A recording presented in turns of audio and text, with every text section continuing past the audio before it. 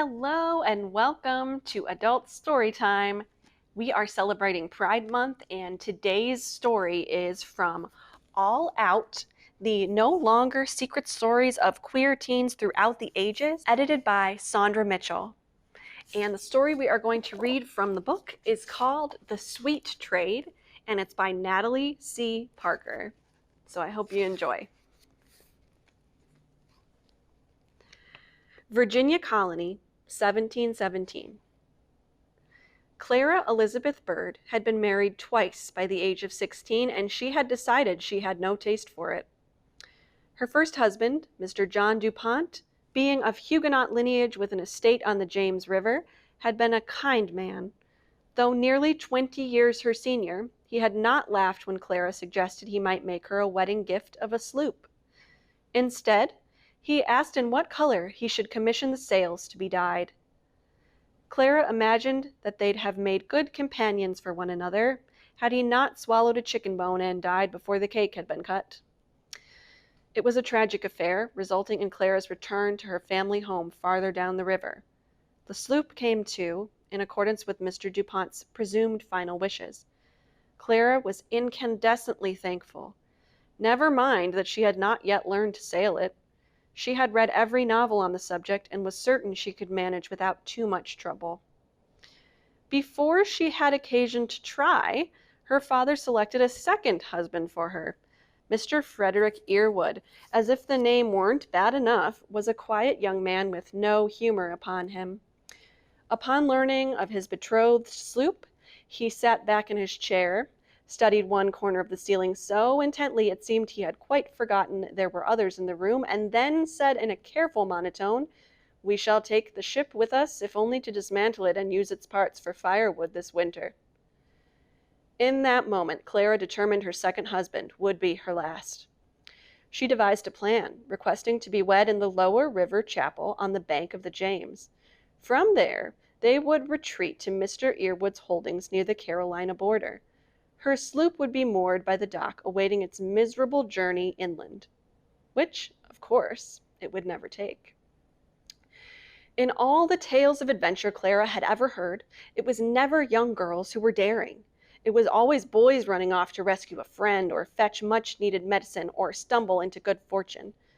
Clara knew girls would be daring if given half the chance, and she intended to take that chance right from under the pale nose of Mr. Earwood. And so it was that Clara Elizabeth Bird took a second husband in order to have her first adventure. She spent the weeks leading up to the wedding putting her scholarly knowledge to practice, sailing the sloop a little farther each day. She loved it every bit as much as she expected. The sun on her face and the wind in her hair, the horizon glinting with promise. She was meant for a life in full view of the sky. Soon the wedding was upon her. The vows were necessary, and so, unfortunately, was the moment Mr. Earwood was given permission to kiss the bride. Mr. Earwood leaned close, his lips puckered as delicately as a doll's. Clara feigned a girlish giggle, neatly pressing her own lips to his cheek. Though it displeased Mr. Earwood, the congregation applauded her charmingly modest sensibilities. No one raised an eyebrow when she begged for a few moments alone after the ceremony. And while the rest of the party processed toward the town green for cake and feasting, Clara raced to the river and climbed aboard her sloop, where she'd stored everything she would need to make her journey. A few precious coins, clothing, some food, a fishing pole, and even a sword from her grandfather's trunk. The sun was just passing into the west as she raised the mainsail and jib. The air was sharp with the last chill of winter, the trees eager to send green shoots into the Virginia sky. A thin sweat coated Clara's brow as she worked to unknot the ropes that kept her little boat tethered to the dock. If anyone saw, she would surely be stopped and dragged back to the side of an irritable Mr. Earwood. The skirts of her black silk gown were twisted around her ankles in the narrow spaces. She'd have preferred to wear her new green mantua gown for the occasion. Its open cut would have made maneuvering around the ship much easier, but both her maid and her father had been horrified at the idea of a bride wearing such an unlucky color, so she'd relented rather than give herself away. Now she moved slower than she desired on account of not wanting to trip and fall headfirst into the water. Finally, with a ferocious shove, her little sloop drifted away from the dock and into the steady current of the river. Though the sloop was a modest size for traveling the James, 12 feet from prow to stern and 4 feet across, it would be noticeable due to the brilliant yellow of its sails. Mr. DuPont's generosity was both a boon and a curse, and since she could not obscure the color of the sails, Clara needed to disguise herself to avoid discovery. Stowed on the boat was a set of boys' clothing, stolen a piece at a time from her own father's laundry, which she would don as soon as it was safe to do so. For now, she slapped one of her father's old cocked hats on her head and kept her body hidden in the belly of the hull, emerging only to adjust the boom when the wind shifted. She sailed thus, lying flat on her back with her eyes trained on the gentle billowing of her yellow-dyed sails, until the sunlight sliced orange and pink across the sky. The air began to get cooler, the sky above darker, and all of a sudden Clara felt a chill of fear. She was alone as she had never been. Alone with precious few possessions and no notion of where to take them, except away from Mr. Earwood and the promise of a landlocked life. It was then that she heard it. Sudden splashing in the river and shouts in the distance.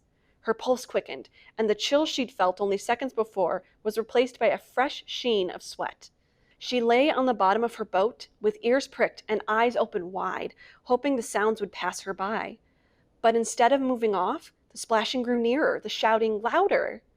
When her boat rocked sharply to one side, it was all Clara could do to keep from crying out in surprise.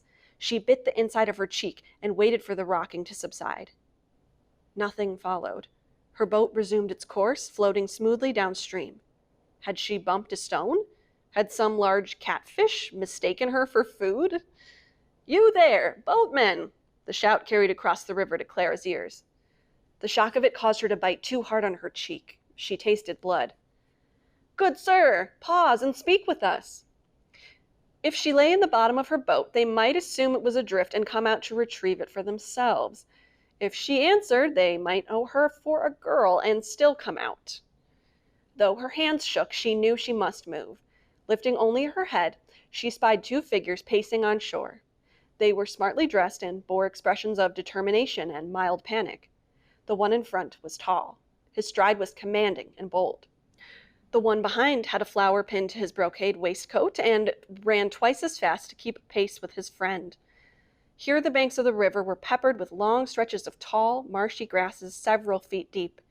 The 2 men had to run farther up the hillside in order to see the river where she sailed. Clara pitched her voice low.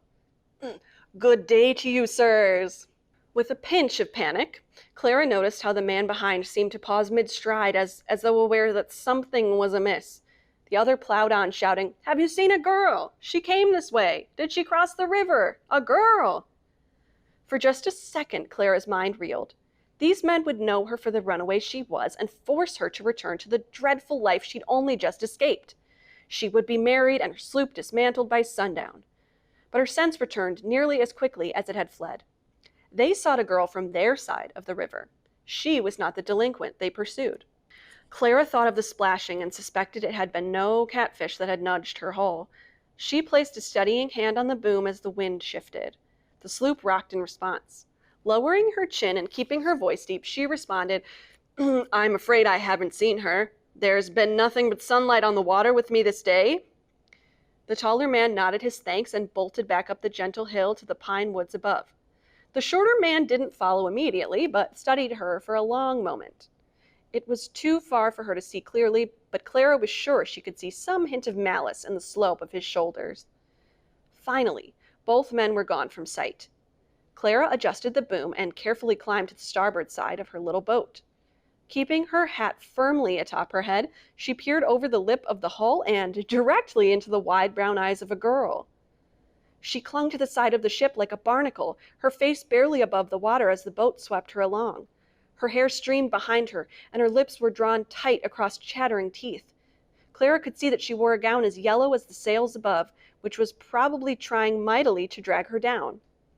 Without a word, Clara removed her hat, then reached down with both hands to pull the girl aboard. The boat heaved and cold water sloshed over the side, but soon the girl was huddled beneath the jib, safely on board. Clara tightened the sail at once.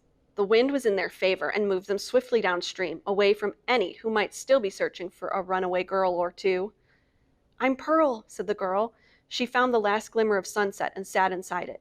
The light made her brown hair burn and her eyes glassy and deep. "Thank you." "I'm Clara." "You're welcome." "I suppose you'd like to know who those men were?" Pearl asked, and without waiting for an answer, she plowed on. "The one who shouted was my brother, William, and I do feel badly for deceiving him. He's never been cruel to me, at least not intentionally. The other was Mr. Michael Pitts, my husband-to-be, and I don't feel badly for him in the slightest. Mealy, indecisive, and selfish. Took me to wife out of the kindness of his heart. Pah! Well, I left him out of the meanness of mine." Clara had not intended to inquire, but she was glad Pearl spoke so freely. "You ran away from your wedding day?" Pearl raised her chin, defiance shining in her eyes.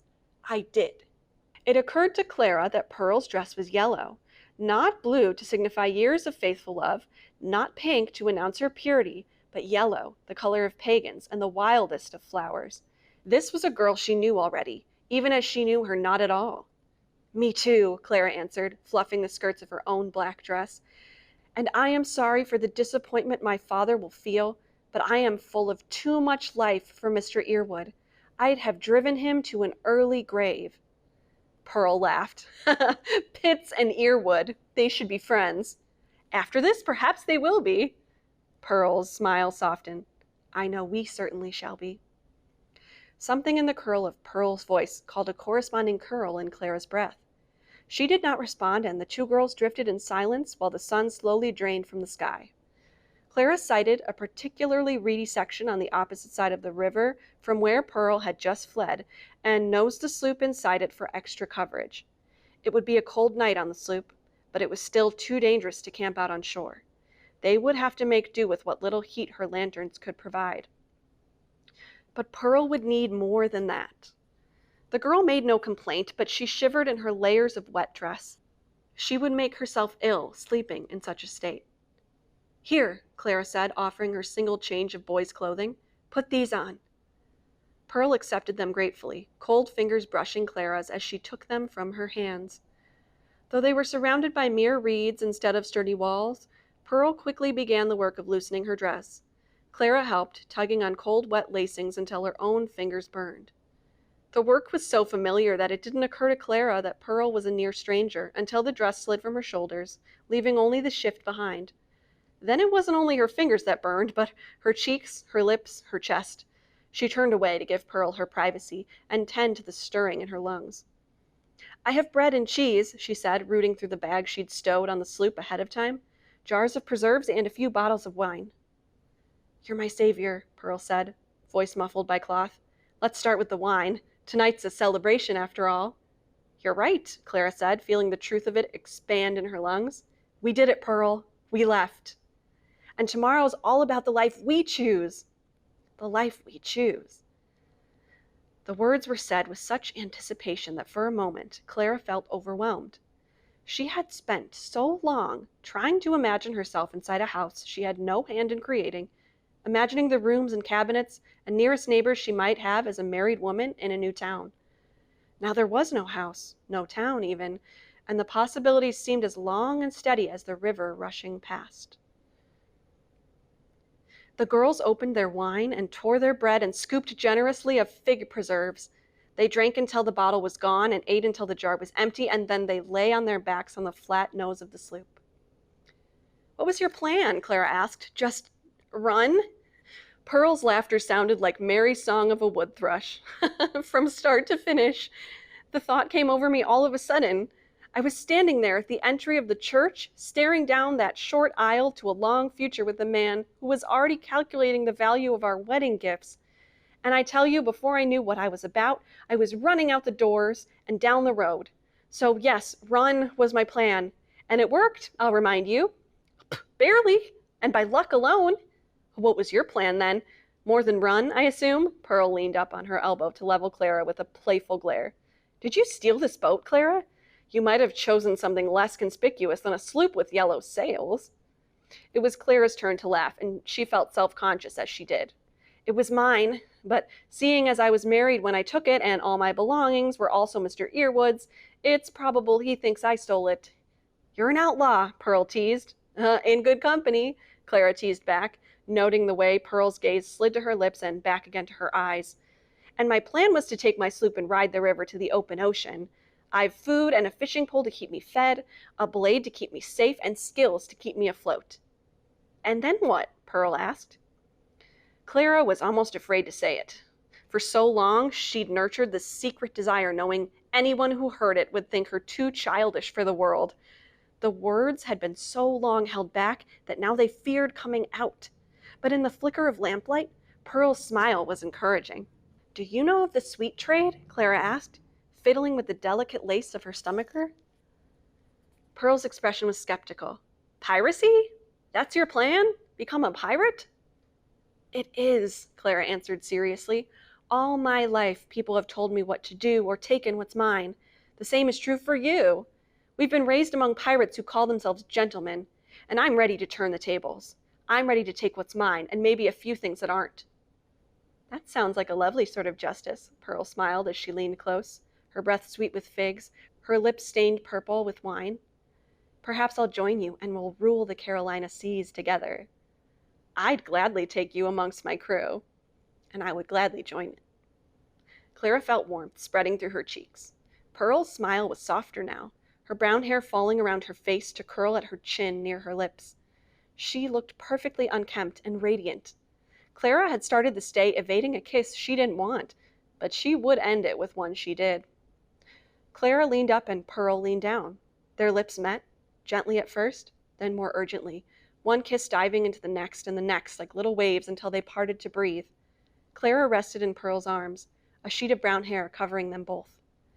We shall be the most dreadful of pirates, Clara said, cupping Pearl's chin in her hand. Because between us, we've left 3 husbands wanting.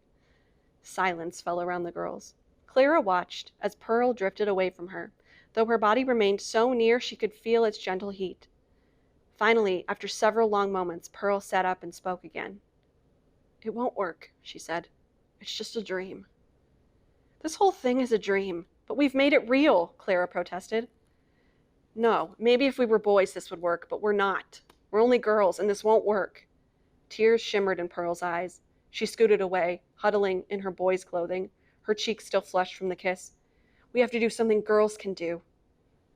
Clara knew that she hated everything Pearl had just said, but she had no solution for it.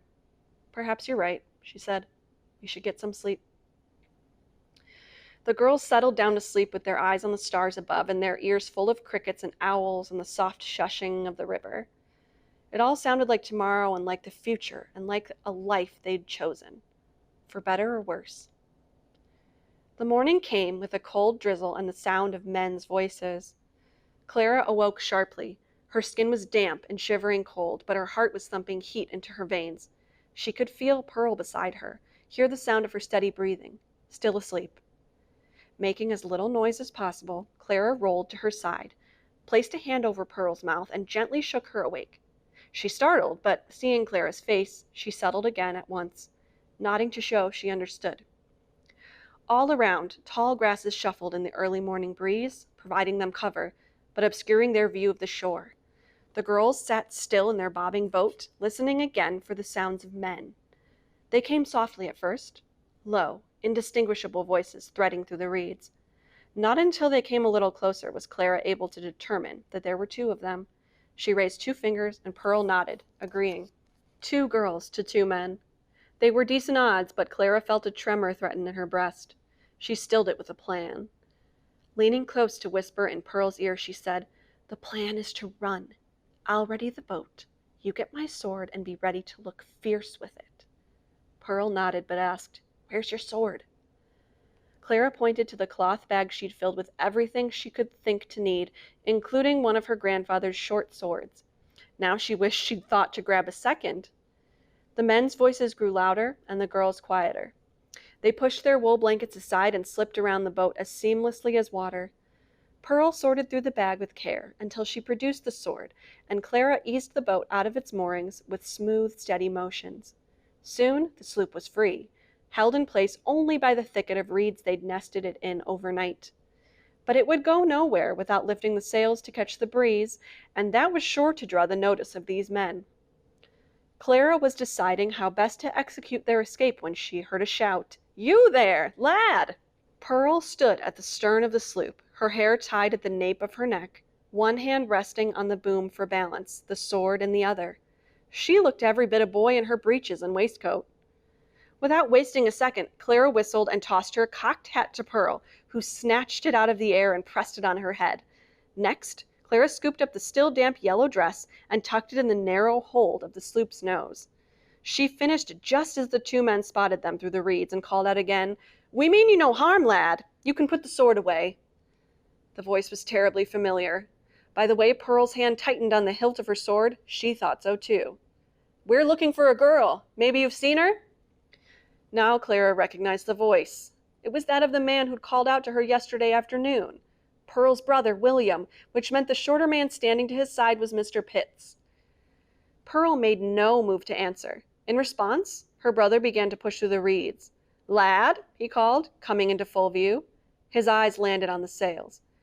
Though still wrapped and bound, they were glaringly yellow. Clara jumped to her feet and moved to Pearl's side. "Please excuse my brother. He's not much for conversation so early in the morning.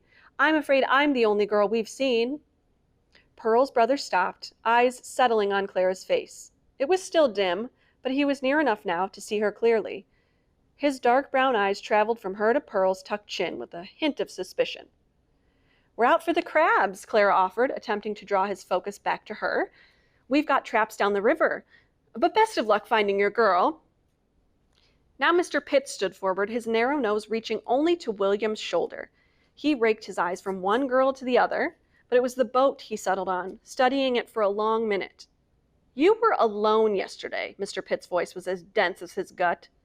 Pearl shrugged, careful to keep her head bent away from the bruising gaze of Mr. Pitts. "Oh, so I was." Clara could hear the slight shudder in Pearl's breath, but Clara wasn't afraid. She smiled kindly at the men, then gave Pearl a shove. "Oh, the mainsail won't raise itself, Jack." Pearl took the invitation, throwing herself at the mast, though she didn't have a clue how to do as instructed. But it didn't matter. The men, convinced these two had nothing to offer them, moved along down the banks of the river. Clara joined her friend at the mast, quickly loosing the riggings and raising the sail. Within minutes, they were back on the river, riding the wind away from trouble. "Jack," Clara crowed when she was sure they'd put enough distance between them and the men, "do you know what this means?" "That I owe you twice over?" Pearl's voice was drawn tight as the sail. "Yes, but also, it means we don't have to be boys." Clara danced to her friend's side to steal the hat from her head and place it on her own. "They only have to think we are, and we can be whatever we desire." A smile teased at Pearl's lips. Clara pressed her advantage. "What do you say, Pearl? Come with me to Carolina. Join my crew. Be my pirate brother."